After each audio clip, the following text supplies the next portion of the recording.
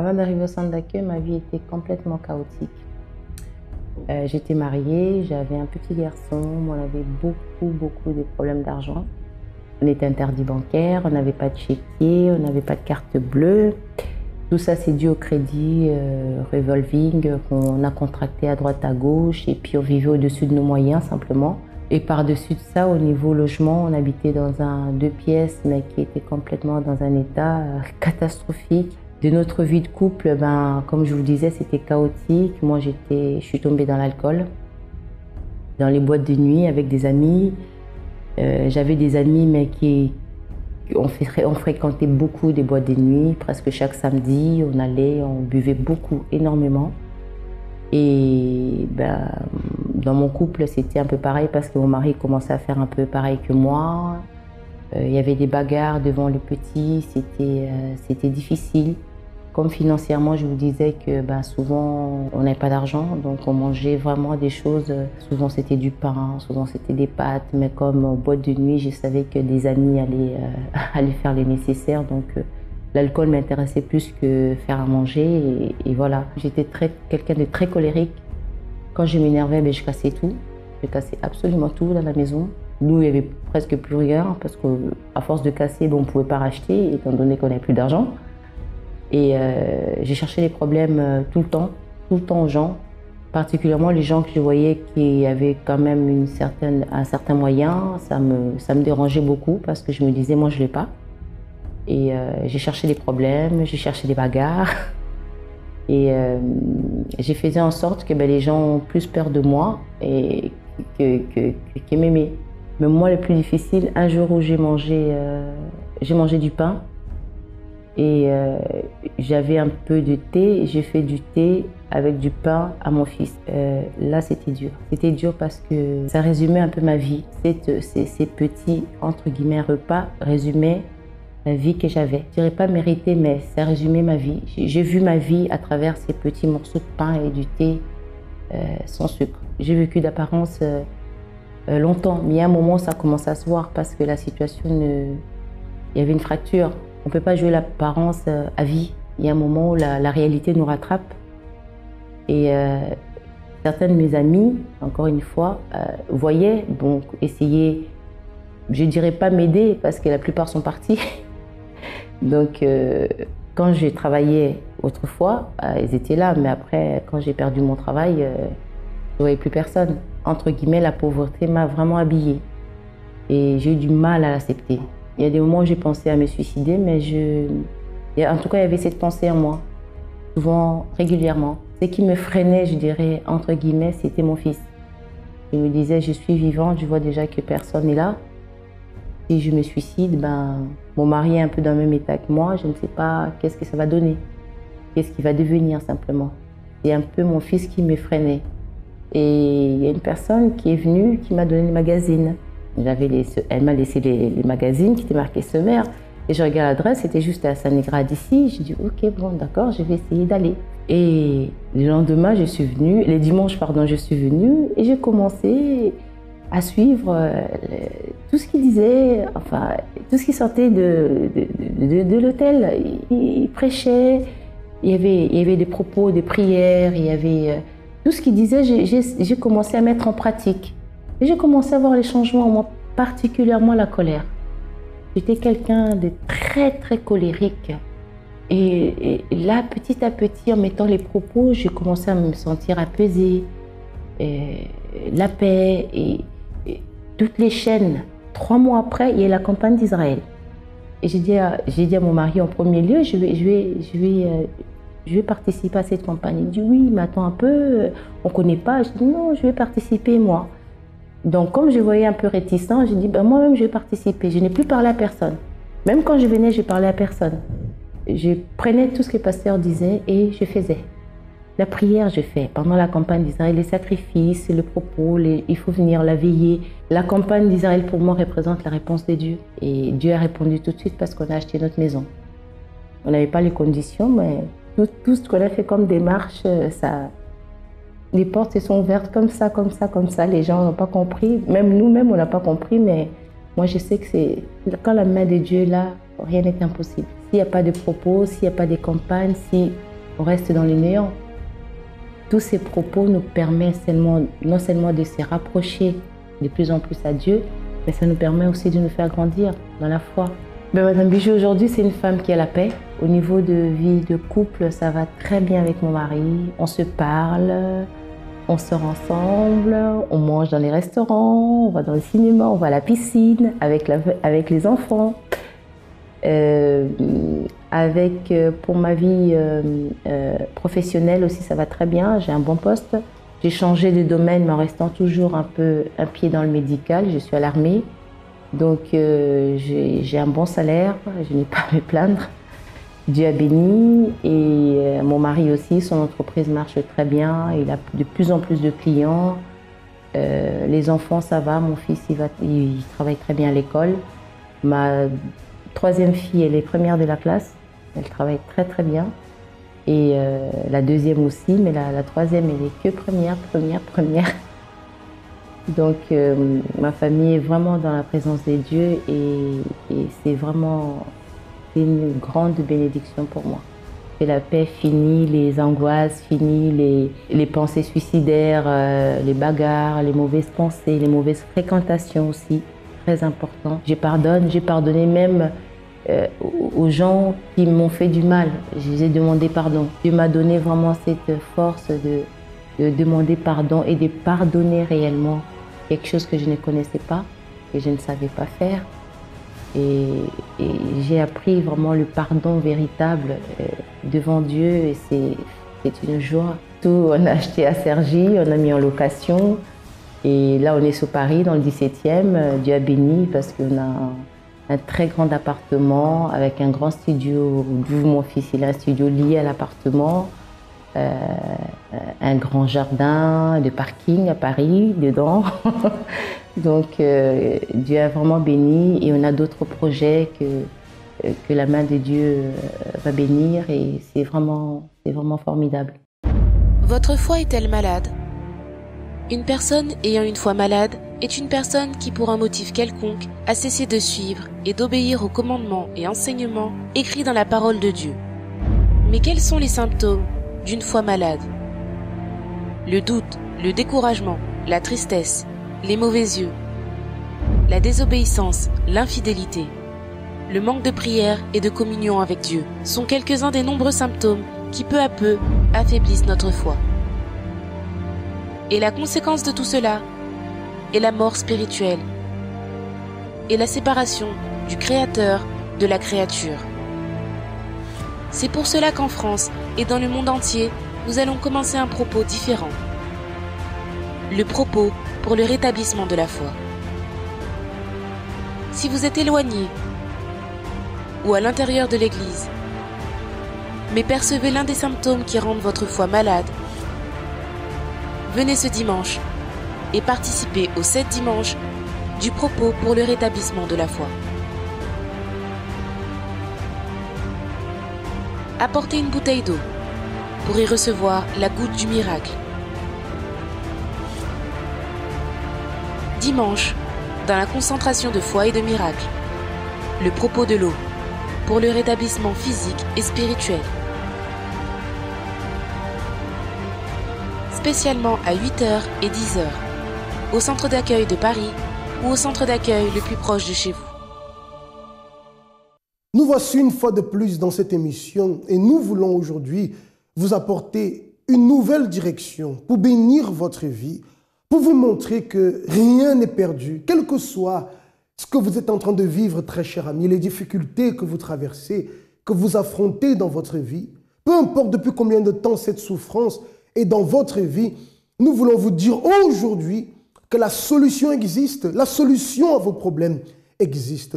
Et j'aimerais inviter tous en ce moment à préparer votre verre d'eau. Nous allons bénir cette eau en déterminant qu'en la buvant, Dieu puisse vous apporter la force. Parce que bien évidemment, nous avons besoin de force pour lutter. Nous avons besoin de force pour persévérer. Besoin de force pour nous battre et obtenir la vie dont nous voulons véritablement.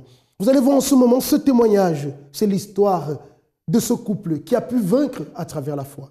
Vous fréquentez la thérapie depuis combien de temps déjà? Depuis 1 mois et demi. 1 mois et demi? Moi, je connaissais depuis un petit bout de temps. Un petit plus de temps. Mais vous deux, vous êtes commencé à venir depuis 1 mois et demi. Oui. Dans quelle situation le couple est arrivé ici? Vous étiez amoureux un de l'autre, tout allait bien. Comment s'est passé?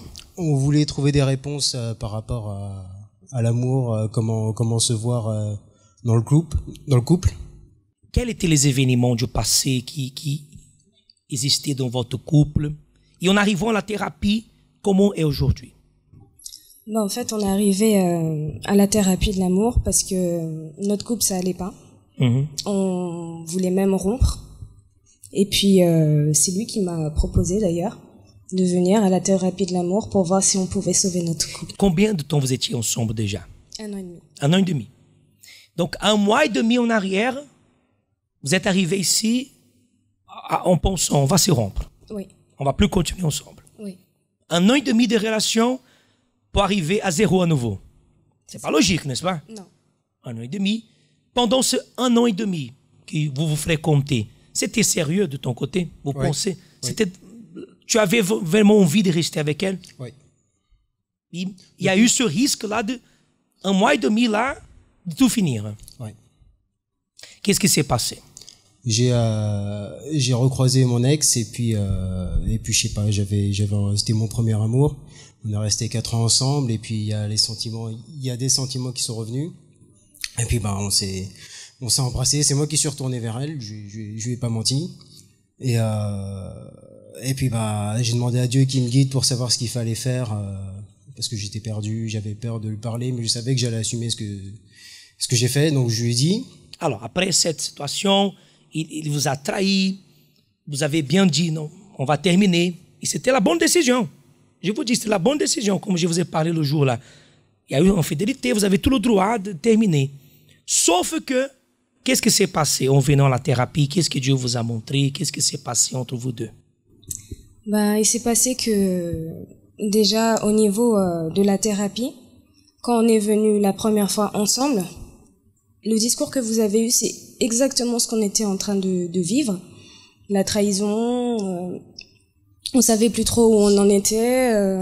C'est limite, on est ensemble depuis 1 an et demi, on s'est aimé très fort. Et limite, quand je le regardais, j'avais l'impression que c'était un inconnu, voire une personne que j'aime pas, voire je l'ai détesté à un moment. Mais après, ça, c'est ma fierté de fille qui a joué. Je me suis dit, bon, je crois en Dieu, je vais lui faire confiance. Moi, quoi qu'il arrive, qu'on soit ensemble ou pas, je continuerai de venir quand même, puisque j'ai confiance en Dieu. Et si c'est pas une bonne personne pour moi, Dieu me montrera la bonne personne. Après, au final, ça allait mieux. On continuait à prier. On a dit, on continuera à aller à la thérapie de l'amour, et seul Dieu nous montrera si notre couple doit être sauvé ou pas. Donc, depuis 1 mois et demi, on peut dire déjà, vous avez fait peut-être 6 thérapies. Comment est aujourd'hui le couple? Est-ce que vous avez l'intention de finir, de vous rompre? Tu l'as pardonné? Il a changé? Il a fait preuve de changement? Comment est aujourd'hui le couple? Aujourd'hui, ça va mieux. Je l'ai pardonné. On continue d'ailleurs de venir. Ouais. Et franchement, on envisage que le meilleur et qu'on puisse continuer ensemble. Tu as vu de sa part vraiment une décision de changer? Oui. Il fait preuve de ça aujourd'hui? Oui, beaucoup. De ton côté, comment tu vois ta relation aujourd'hui? Ça s'est beaucoup amélioré. À chaque thérapie, parce que moi, je pensais vraiment tout connaître de l'amour. Bon, on est jeune, on est un peu... mais je pensais tout connaître de l'amour parce que je suis une personne stable.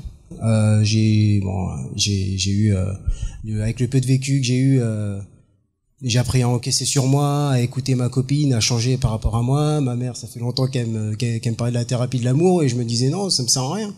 Et en fait, dès la première thérapie, c'est là que j'ai su qu'effectivement je connaissais pratiquement rien, quoi. Dès la première thérapie, ça m'a tout de suite capté. J'ai eu des réponses tout de suite, parce que j'étais venu ici aussi pour avoir des réponses, s'il y avait quelque chose à sauver, s'il fallait sauver. Et à chaque thérapie qu'on vient, il y a toujours des réponses à des choses auxquelles on se pose entre chaque jeudi, des problèmes qui viennent. À chaque jeudi, il y a la réponse à ces problèmes-là. Mais tu as été sincère, tu as demandé pardon, et tu fais preuve aujourd'hui que c'est avec elle que tu veux rester. Ouais. Tu as fait un pas énorme dans ta vie sentimentale. Félicitations, que Dieu te bénisse. Toi aussi, tu as été courageuse de croire et Dieu va t'honorer, ok? là dans votre place tous les deux. Félicitations. Lorsque nous prenons une décision ferme de lutter, vous pouvez être sûr que les choses changent. Vous savez, je sais que beaucoup d'entre vous avaient déjà essayé plusieurs moyens de pouvoir trouver la paix intérieure, de pouvoir trouver la paix familiale, de pouvoir trouver le succès dans votre vie. Quand je parle de succès, je parle globalement dans votre vie.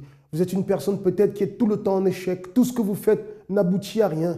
Et vous êtes fatigué d'essayer de ne jamais réussir. Vous vous dites, mais quel est le secret pour la victoire? Comment est-ce que ce couple a pu changer leur situation? Vous savez, lorsque nous parlons de Dieu, beaucoup de personnes se bloquent tout de suite. Dieu a promis de pouvoir apporter une véritable transformation. Et lorsque nous mettons la foi, nous croyons dans sa promesse et que nous sommes disposés à lutter, ce qui est arrivé dans la vie d'Ève et de Julien peut aussi arriver dans votre vie. Comme cela se produit aussi dans la vie de ce témoignage que nous allons voir aussi en ce moment. Alors déjà, personnellement, moi j'étais dépendant dans l'alcool et tout ce qui est boîte de nuit. J'ai une petite amie, ça fait 10 ans que nous sommes ensemble et nous avons 2 enfants. Et dû à mon travail, moi, je faisais passer mon travail en premier par rapport à la famille. Et du coup, je ne les voyais pas souvent parce que j'étais un ancien militaire et je voyageais beaucoup. Et du coup, elle était très triste, elle a même fait une dépression. Et les enfants, pareil, il y avait un manque de ne pas avoir leur père à côté d'eux. La racine de ce problème, c'était que je ne voulais pas entendre ma femme qui disait qu'elle avait besoin de moi à la maison parce que je pouvais refuser de voyager, d'aller travailler ailleurs, plus loin, du coup. Mais moi, ce qui m'attirait, c'était de gagner de l'argent. Moi, le but, c'était de gagner de l'argent et puis peu importe la famille, que je sois présent ou pas. Je buvais par rapport... Je pensais que c'était pour le plaisir, mais surtout parce qu'il y avait un manque, justement, le fait que je sois loin de ma petite amie à l'époque. J'étais aussi triste, mais je ne voulais pas le montrer à travers de l'orgueil, le fait qu'un garçon ne pleure jamais. Ça, j'ai entendu quand j'étais petit. Et suite à ça, je buvais pour ça, tout simplement. Pour essayer d'oublier, justement, ces problèmes-là. Mais le lendemain, ça revenait. De voir mes enfants s'attacher à moi, s'agripper à moi, qui ne voulaient pas que je parte. Ma femme qui pleurait sans cesse à chaque départ que je devais faire. Elle pleurait, elle était triste et était dépressive aussi par la suite. Elle était dépressive. Et ça m'a touché. Je me suis dit, là, il y a quelque chose à faire. Il faut que je fasse quelque chose, justement. C'est ce moment-là qui m'a le plus touché. Souvent, la personne pense que le fait de reconnaître qu'elle a besoin d'aide, de reconnaître que toute seule, elle n'y arrivera pas, elle voit parfois cela comme étant humiliant pour elle, comme si elle était une personne faible. Écoutez, il y a des situations où on a besoin d'être aidé. Ça, c'est une réalité. Et le fait de reconnaître qu'on a besoin d'aide ne montre pas de la faiblesse. Tout au contraire, cela montre que nous sommes humbles, tout simplement, parce que nous ne sommes pas maîtres de toutes choses. Si vous avez besoin d'aide, n'hésitez pas. Les portes du centre d'accueil sont ouvertes et vous avez l'opportunité de vraiment apprendre comment lutter pour changer votre vie. Comment apprendre à se battre véritablement avec les bonnes armes, celles qui fonctionneront toujours. Les témoignages sont la preuve que ces armes de foi sont celles qui ne faillissent pas, sont celles qui permettent à toute personne, quelle que soit la situation, de pouvoir trouver une solution pour sa vie. Joseph aussi a expérimenté ce pouvoir de la foi. Et voici ce qui est arrivé. J'ai connu le centre d'accueil à travers de ma petite amie qu'ils ont invité. Et par la suite, elle m'a invité. Ce qui m'a premièrement marqué, quand je suis arrivé au centre d'accueil, c'était un vendredi, un moment de la délivrance. Le pasteur a parlé et c'est comme s'il me parlait à moi. Et là, j'ai réellement pris conscience que j'avais un problème, effectivement. Et suite à ça, ça m'a aidé par la suite de ne plus être dépendant. Par la suite, j'ai pris les attitudes et j'ai pu ne plus dépendre de cela, justement. Je n'allais plus en boîte de nuit, du coup, je n'étais pas forcément attiré par l'alcool. Et aussi de couper au niveau des influences de mauvais amis aussi qui buvaient, tout ça.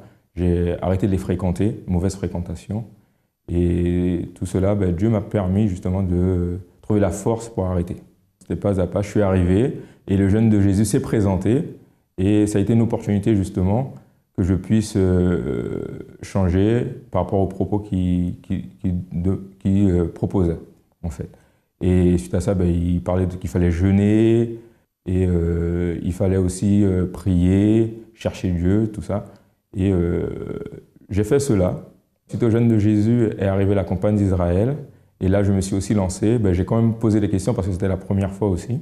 J'ai vu des témoignages et des personnes qui avaient au plus proche de moi, de ma famille, qui allaient à l'église, eux aussi ont eu des changements. Je me suis dit, si cette personne peut changer, si Dieu a pu faire ça dans leur vie, moi aussi, il peut faire cela. Alors je me suis dit, pourquoi pas essayer? J'ai jamais essayé, je ne connaissais pas Dieu au début. J'ai jamais connu Dieu en fait, et je ne croyais pas en Dieu dans mes débuts. Alors je me suis dit, c'est comme tout, dans le monde on essaie un peu toutes choses. Et là je me suis dit, je vais essayer et je vais voir les résultats. Donc, voilà.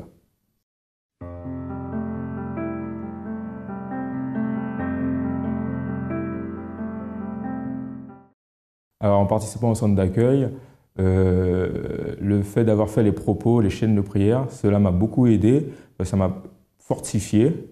Et en participant à chaque réunion, il y avait toujours un conseil donné, et il fallait juste prendre les attitudes, se lancer, prendre les attitudes. Et il fallait essayer de toute façon. Si je n'avais pas essayé, je n'aurais pas su que ça aurait pu marcher. Même avec les témoignages que j'ai pu voir, les gens, ils ont eu une transformation de vie, mais c'est parce qu'ils ont pris des attitudes aussi, qui ne sont pas forcément faciles au début à prendre, mais ça vaut le coup. Aujourd'hui, j'ai une famille bénie, je suis toujours avec mes enfants, ma femme n'est plus triste, elle n'est plus dépressive. Au centre d'accueil, ils parlaient aussi du mariage. Et moi, je ne croyais pas au mariage, parce que j'ai même aussi un très mauvais exemple au niveau familial. J'ai mon père qui est marié, et ça se passait très mal. Et alors moi, du coup, je me disais, moi, je ne veux pas me marier. Un peu comme tout le monde, je me marierai à 50 ans quand j'aurai bien vécu et tout. Et en arrivant au centre d'accueil, justement, il parlait du mariage. J'ai pris conscience de cela, de cette vérité. Et je suis arrivé en 2014, alors je me suis dit, je me marierai dans 3 ans. Et suite à cette campagne d'Israël qui est passée, 1 an après, je me suis marié. Aujourd'hui, je suis marié. Et au bout d'1 an et demi, j'étais déjà marié au lieu d'attendre les 3 ans. Et ça, c'est grâce à cette campagne d'Israël aussi, justement. Avec la réunion de thérapie de l'amour que je suis au centre d'accueil, ça nous aide, ça nous conseille justement, et de savoir comment faire pour éviter tout cela, que notre mariage soit détruit. Donc voilà. Et j'apprends, j'avance pas à pas. Auparavant, quand je ne voyais pas souvent mes enfants, quand je revenais de week-end, j'ai même mon fils qui m'appelait maman parce qu'il n'avait pas l'habitude d'appeler papa. Il me voyait, il m'appelait maman, il se cachait derrière sa mère. Et aujourd'hui, c'est plus ça. Aujourd'hui, il est très content que je sois là. J'ai une famille heureuse aujourd'hui, grâce à Dieu. À l'intérieur de moi, les campagnes d'Israël, ça a provoqué une confiance en moi. J'étais déjà confiant, mais déjà le fait d'être libéré de tous ces maux, justement, de toutes ces souffrances que j'avais auparavant. Parce que j'étais quand même triste, voilà. J'étais triste quand même de ces situations que j'avais auparavant. Et ce que ça m'a apporté, justement, cette tristesse a été enlevée. Parce que je ne le montrais pas à cause de l'orgueil, je ne montrais pas cette tristesse. Mais au fond de moi, j'étais triste. Et aujourd'hui, j'ai plus cette tristesse. Aujourd'hui, je suis libéré de tout ça. Ce mercredi, vous pouvez être avec nous dans l'un de nos centres d'accueil où, bien sûr, toute l'équipe pastorale sera à disposition pour pouvoir vous recevoir, vous conseiller, vous donner une direction par rapport à ce dont vous avez besoin. Et j'ai la certitude que si vous prenez à cœur ce qui vous sera enseigné, vous pratiquez, votre vie ne sera plus la même. Alors j'aimerais en ce moment faire cette prière pour vous qui avez besoin de cette aide afin que Dieu puisse vous aider. Prenez votre verre d'eau et prions. Seigneur mon Dieu et mon Père, que cette eau contenue dans ce verre que nous tenons soit bénie. Et tous ceux qui boivent avec foi puissent recevoir la force, Seigneur. Ceux qui étaient découragés, désespérés, ceux qui étaient livrés à eux-mêmes, Seigneur. Qu'à l'intérieur d'eux puisse renaître l'espoir d'une nouvelle vie, l'espoir de la solution. Je confie leur vie entre tes mains et je les bénis en ton nom. Amen. Buvez en ce moment de cette eau alors et soyez fortifiés. Je vous donne rendez-vous alors ce mercredi dans l'un de nos centres d'accueil où je suis sûr, une nouvelle vie vous attend. Que Dieu vous bénisse. À très bientôt. Alors en fait, avant d'arriver au centre d'accueil, j'étais quelqu'un de très réservé, très introverti. Enfin, j'étais timide, du coup je m'isolais beaucoup en fait. Je m'isolais beaucoup dans la musique, même si j'étais chez moi avec mes sœurs et ma mère. j'évitais tout ce qui était les repas de famille. Enfin, j'étais très dans mon coin. Et du coup, même chez moi, en fait, ça allait pas parce que j'avais des parents divorcés depuis l'âge de 3 ans. Donc, du coup, j'étais tantôt chez mon père, tantôt chez ma mère. Du coup, c'était 2 éducations totalement différentes. Et je savais pas trop où me mettre, en fait, entre mes grandes sœurs et mon père. Parce que du coup, on n'avait pas toutes le même père. Donc, du coup, c'était un peu compliqué à la maison, même si... du coup, je ne le montrais pas à l'école. Enfin, j'étais une bonne élève, j'avais de très bonnes notes, mes parents étaient fiers de moi. Mais je me sentais pas bien à l'intérieur de moi, en fait. J'arrivais pas à m'exprimer, j'étais tellement angoissée et stressée que je dormais pas, en fait, la nuit. Il y a eu une époque où j'étais obligée de dormir avec des médicaments. J'avais pas de complicité avec ma mère, donc du coup, on se parlait pas. Je pouvais rien dire à personne, en fait. Du coup, je gardais tout au fond de moi. Pour ma mère, c'était mon père qui avait fait ça. Pour mon père, c'était ma mère qui avait fait ça. Et donc, du coup, j'ai grandi, en fait, dans ce conflit. Et du coup, j'étais en colère contre eux parce qu'ils me mettaient dans ce conflit. Du coup, c'était moi qui étais toujours obligée de calmer, d'apaiser la situation, même pour des choses simples. Juste une sortie à l'école, c'était une guerre pour que les deux disent oui. Et donc, du coup, j'étais en colère contre eux parce qu'ils n'étaient pas là, quoi. Ils n'étaient pas là pour moi.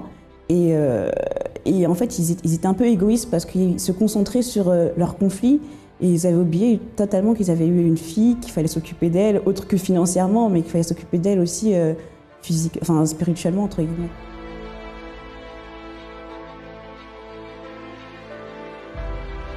Alors en fait, j'ai connu le centre d'accueil à l'aide d'un ami que j'avais connu au lycée et qui m'a amené un dimanche, la première fois. Et du coup, j'avais bien apprécié parce que c'était différent des églises qu'on peut entendre parler avant. C'était objectif, c'est-à-dire qu'on comprenait, c'était simple à savoir ce qu'on devait faire en fait pour changer. En fait, je me sentais bien quand je sortais. À l'intérieur de moi, je me sentais bien. Donc du coup, j'ai continué à y aller parce que je voyais l'effet que ça produisait dans l'immédiat. Ça me faisait du bien à l'intérieur de moi et ça me permettait de parler, de dégager en fait ce que je cachais, ce que j'emmagasinais en fait à l'intérieur de moi. J'ai participé à plusieurs campagnes d'Israël. C'était efficace, même si ça paraissait dur, ça demandait un sacrifice, ça demandait de croire.